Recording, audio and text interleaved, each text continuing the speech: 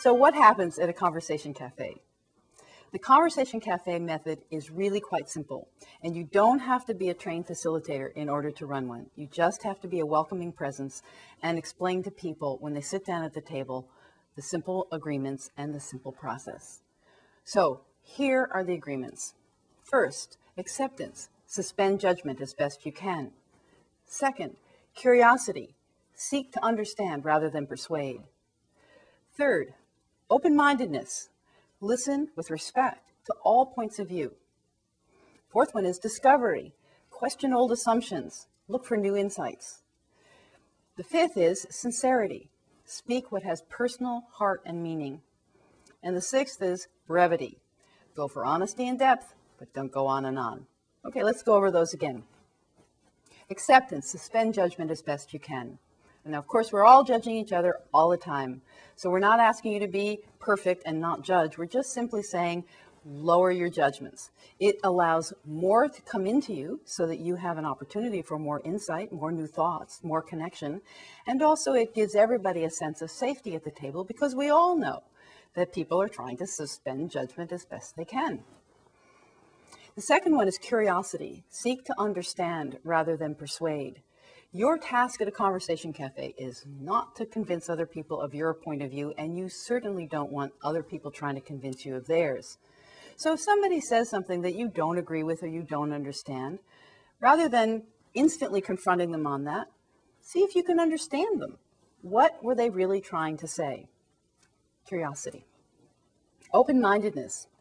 Listen with respect to all points of view.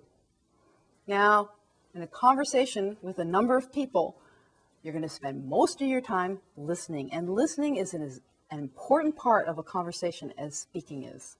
So you want to listen to people, really listen to them with respect. Respect means that you're really giving credibility to what they're saying. I love it. It's like look again.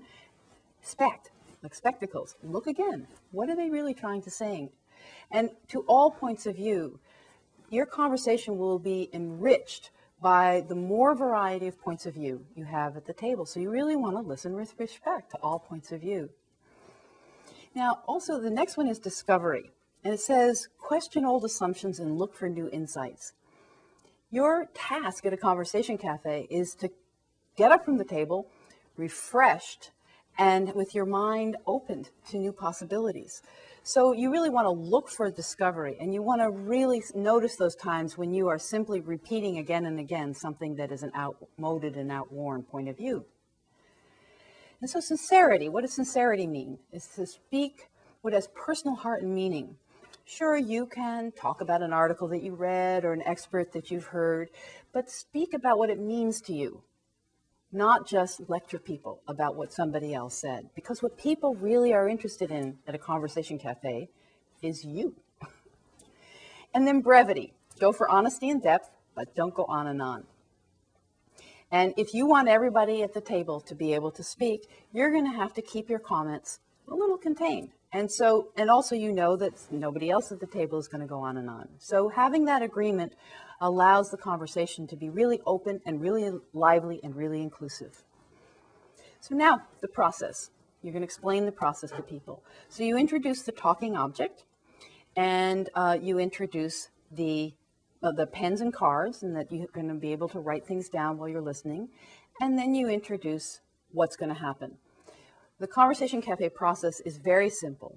We do 2 rounds with the talking object, people speaking one at a time, listening carefully to what others are saying, no crosstalk, no feedback, no grunting or ahhing or head nodding, just listen. And then we have open, lively conversation. And then 10 minutes before the end, we'll start a final round. We're using the talking object, going around, one person speaking at a time. And of course, during the talking object round, it's always fine to pass. As a matter of fact, you can come to a conversation cafe and spend your whole time listening and being a full participant. In the first round, we ask people to say their name, perhaps maybe one sentence about what drew them to this conversation cafe or to the topic, and their first thoughts about the topic that's been presented, speaking no more than a minute or 2. Second round is called the deepening round. And in this round, You can comment again, make more comments about what you first said. You might find you have new thoughts stimulated by just things other people said at the table, so you have a new insight that doesn't relate to what you said or what anybody else said. You can say that. Or you can kind of pick up on something somebody else said, not as a criticism, not as feedback, but simply when he said that, I thought this. So the deepening round really gets a whole variety of thoughts out on the table. After that round, you put the talking object in the middle. It sits there unless somebody isn't having a chance to speak. Then they can pick up the talking object, and it signals, I'm next, when you're done. And then you have a lively conversation. You do not have to stick with the topic. As a matter of fact, allowing the conversation to wander where it will, to follow the interest of the people at the table, is going to produce the most unpredictable and interesting things that you could quite imagine. Your task as the host simply is 10 minutes before the end. You want to say to people, wherever you are in the conversation, thank everybody for coming and saying, okay, let's take a second and reflect. What did each one of us derive from this conversation? And then you pick up the talking object and you go around one final round, each person speaking no more than a minute or two about what they're taking away from the conversation. So that's the basic process.